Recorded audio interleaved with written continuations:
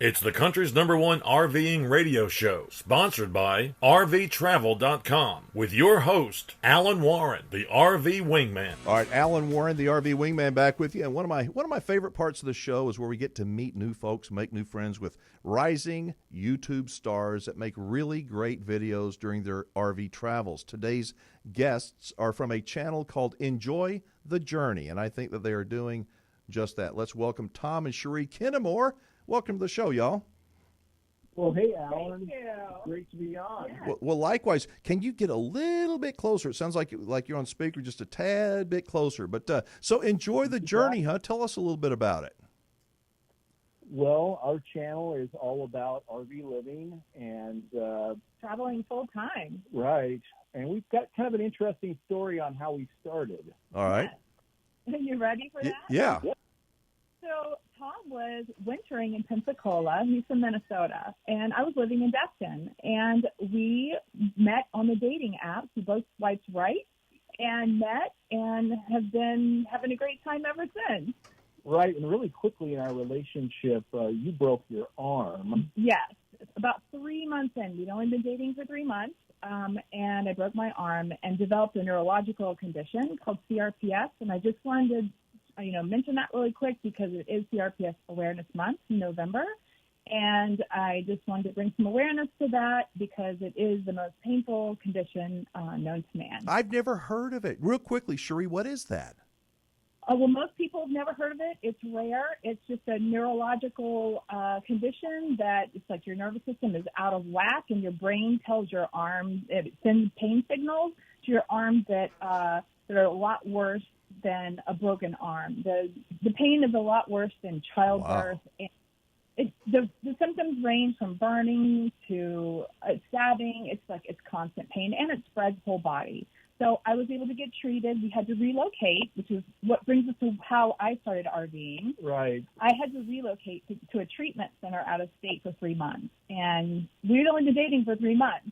And what perfect vehicle but the RV to stay in when you're going somewhere temporarily. Right, yes. And then after the 3 months were over, I decided I loved it so much, and we just continued. Just kept on track. That's awesome. Now, Tom, we're talking about the medical side of RVing, I guess. I watch a lot of YouTube videos, brother. I don't think I've ever seen an RVer go down to Mexico to get their mouth work done by a dentist. I mean, tell me about that. Well, it's really cool. They've got it's called Molar City or Los Algodones, right across from the border in Yuma, Arizona, and there are 1,000 dentists within 1 square mile. More dentists in a square mile than anywhere else in the world. Right. Really? You don't have to bring your RV over. You can actually just walk across the border. Right. You can park there, and it's a small fee to park, but you can go over for a few hours and get whatever work done that you need done. Right, and we both did that.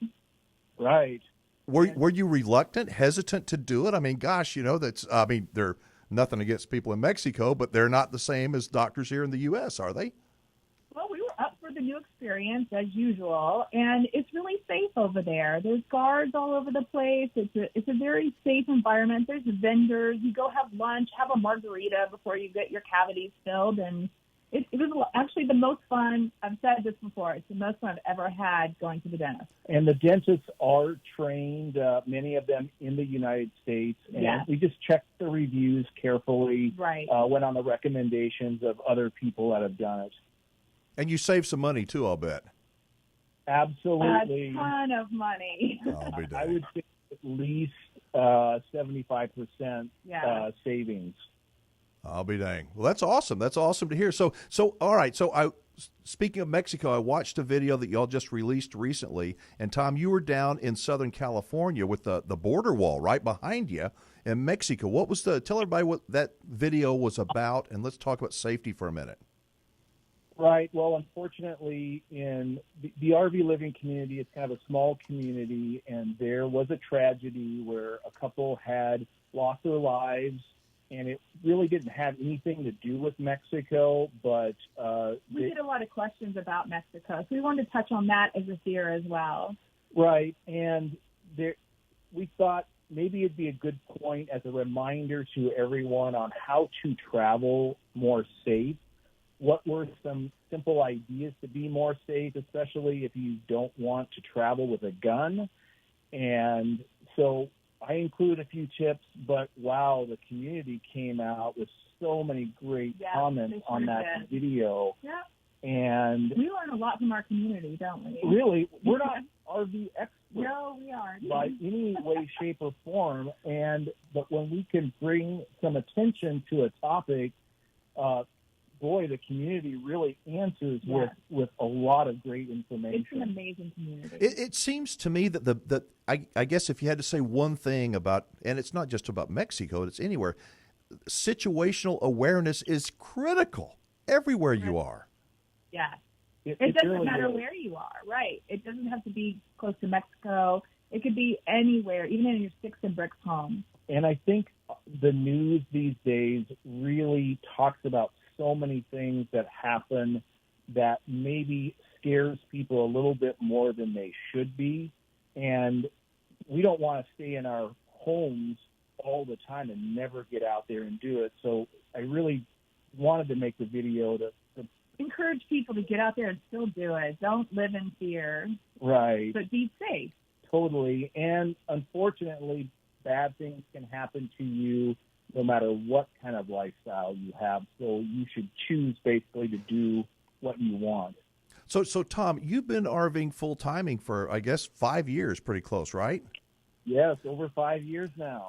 When there's so many people that watch this show and they watch the subsequent videos and they're dreaming of doing what y'all are doing, becoming full-time RVers, and they finally get up the courage to go and tell their family, and I'll bet your family was just thrilled when they heard that you were going to hit the road and give everything up and start living full-time in an RV, right? Not exactly. Yeah, my family, I think, was fairly supportive of it, but we hear of so many other people that don't really hear that positive message.